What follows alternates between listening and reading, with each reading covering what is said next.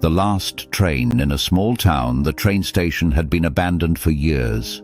The tracks were rusted and the platform was covered in weeds.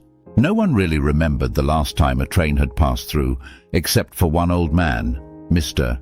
Harrow. Every evening, just before sunset, he would sit on the wooden bench at the station, staring down the empty tracks.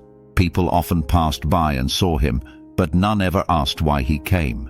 They assumed he was simply a relic of the past, someone who had nowhere else to go. But Mr. Harrow wasn't waiting for the train. He was waiting for the person. It was an ordinary Thursday evening when it happened.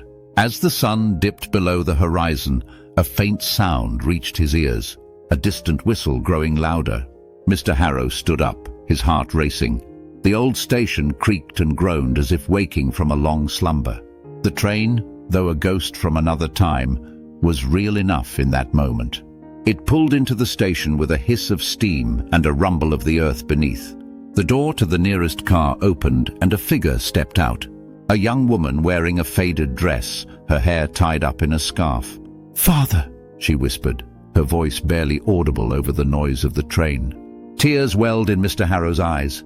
"Is it really you?" he asked, his voice cracking. The woman smiled, her face glowing with warmth. "I told you I'd come back." And then, just as quickly as she had arrived, she vanished. The train was gone, and the station was empty once again. Mr. Harrow sat back down on the bench, a soft smile on his face. The tracks were silent, but for the first time in years he felt at peace. Hope you enjoyed it.